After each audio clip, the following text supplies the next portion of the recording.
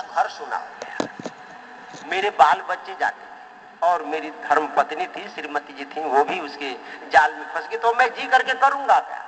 अब जी करके अकेले इस घर में बैठे बैठे क्या करूंगा? वो भी उस जाल में आकर के कूद गया और बहेलिया ने पकड़ा, उसको ले गया। गृहेषु खगवत सक्ता तमारूह च्युतम यम प्राप्य मानुषम लोकम मुक्ति द्वारम अपावृतम। ये मनुष्य का जो शरीर है ना, ये मुक्ति का खुला हुआ द्वार है, और इसको भी प्राप्त करके जिसने इस शरीर को निरर्थक व्यतीत कर दिया, वो उसको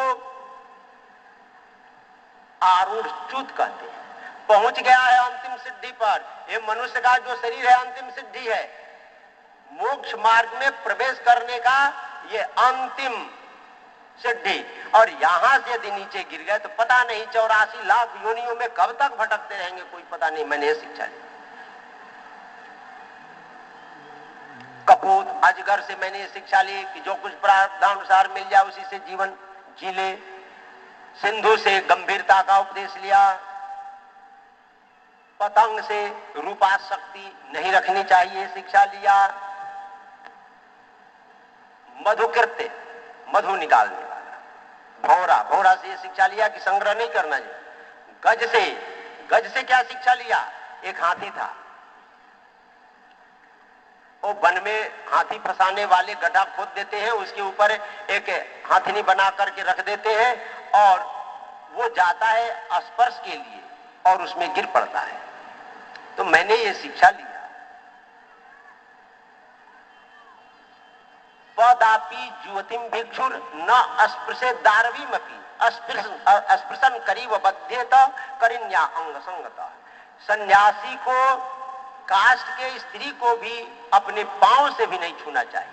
नहीं, जैसे हथनी के संग से हाथी बंध जाता है, उसी प्रकार वो सन्यासी को भी बंधना पड़ेगा। कुमारी सरकृत सर्पः उर्णा नाभि सुपेशकृत पिंगला पुरूर्भगा। एक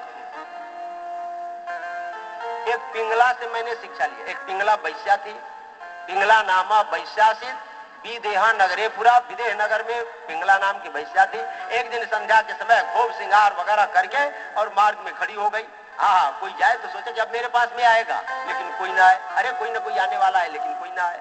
ऐसे करते करते करते पूरी रात में व्यतीत हो गई, कोई नहीं आया। अरे आएगा तो कोई धन देगा, लेकिन कोई नहीं आया। नहीं आया तो विचार करने लगी कि पूरी रात्रि निकल गई। यदस्तवीर निर्मित वंश वंश स्थूणम तुचारो मनखै पिनद्धम शरण नवद्वार मगारमेदत विणमुत्त पूर्णम मधुपैति कन्या। ये शरीर क्या चीज है? देखो, हाड़ है, मांस है, इसमें रक्त है, मलमूत्र भरा हुआ है, हड्डियों के ऊपर तंतुओं से बांध दिया गया है, खून आदि से लेपन कर दिया गया है, मांस आदि से, चमड़ी से ढक दिया गया है, और 9 दरवाजे हैं, निरंतर इसे गंदगी बहती रहती है। अब मेरे अतिरिक्त और ऐसी कौन होगी जो इस गंदगी पूर्ण शरीर से इतना प्रेम करेगी? और कहा कि अब छोड़ो छोड़ो छोड़ो ये सब।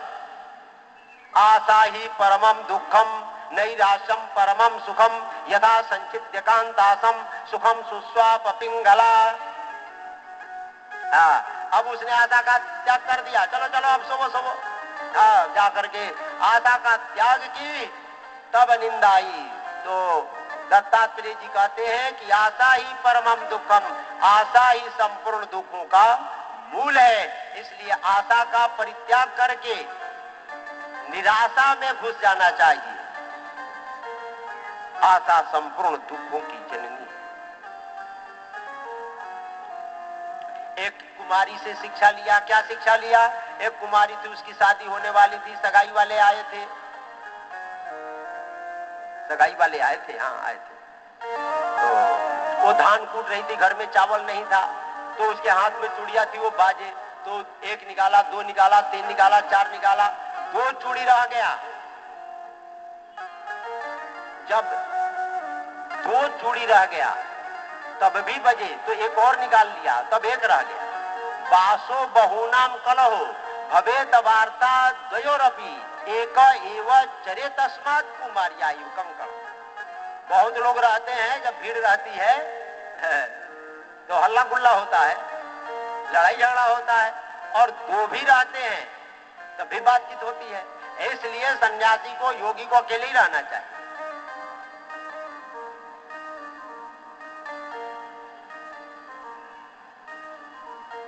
अकेले अकेले विचरण करे। ऐसे इस प्रकार मैंने 24 गुरुओं को बनाया और उसके बाद बड़ा प्यारा उपदेश दिया जो श्रीमद् भागवत का गुरुष्टि प्रकरण है, हंसाख्यान।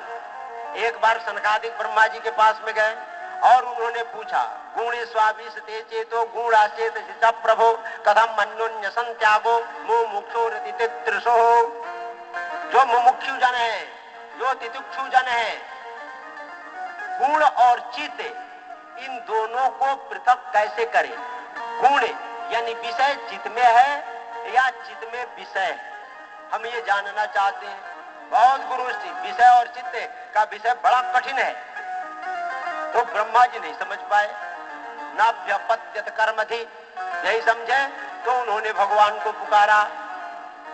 तस्याहम हंस रूपेण सकाशम मगमम तदा। तो वहां पर भगवान नारायण हंस रूप से प्रकट हुए। बोली हंस भगवान की। तो सरकादिकों ने पूछा, प्रक्षु को भवान आप कौन है? तो सनकादिकों को डांटा हंस भगवान ने।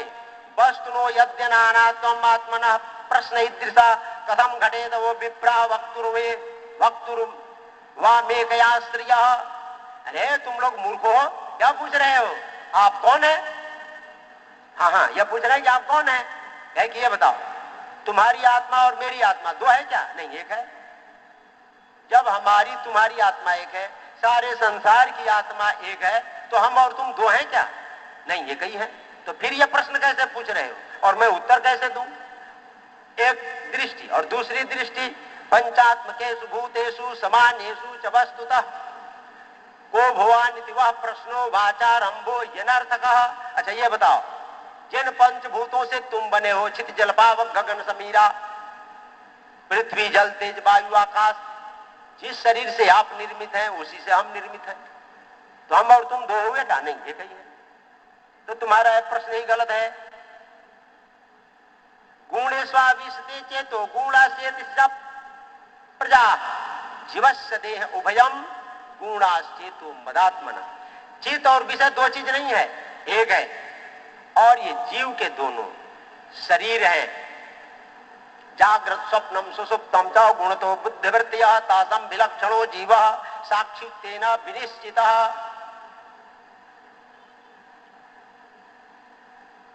जागृत, स्वप्न और सुसुप्ति, ये तीन अवस्थाएं हैं, लेकिन अवस्थाएं तीन होते हुए भी इनका साक्षी एक है। जागृत को कौन देखा? आत्मा ने। स्वप्न को कौन देखा? आत्मा ने। सुसुप्ति को कौन देखा? आत्मा ने। तो जागृत, स्वप्न और सुसुप्ति, इन तीनों अवस्थाओं का जो साक्षी है वो आत्मा है।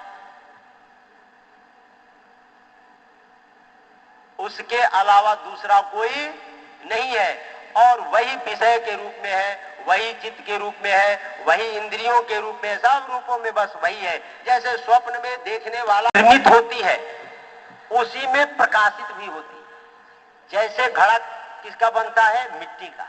तो घड़ा जब भी दिखाई पड़ेगा तो मिट्टी में। आभूषण, कंगन बना सोने का, तो कंगन कहां दिखाई पड़ेगा? सोने में। ये तंतु का कपड़ा बना, तो कपड़ा कहां दिखाई पड़ेगा? तंतु में। उसी तरह इस संसार के कारण भगवान है। तो संसार जब भी दिखाई पड़ेगा भगवान में ही दिखाई पड़ेगा। भगवान से पृथक होकर जगत कभी नहीं भाग सकता। जैसे स्वप्न में हमने देखा स्वप्नगत पदार्थों को, तो देखने वाला कौन है? आत्मा। और जिसको देख रहा है वो भी आत्मा है, आत्मा से भिन्न नहीं है। और उसका जब अभाव होगा तब भी आत्मा में होगा। जैसे घड़ा मिट्टी से बना, मिट्टी में ही दिखा और मिट्टी में ही मिला, उससे पृथक उसकी सत्ता नहीं है। तो ये जगत भी वैसे ही है। और इसके बाद गच्छध्वो मयादिष्टो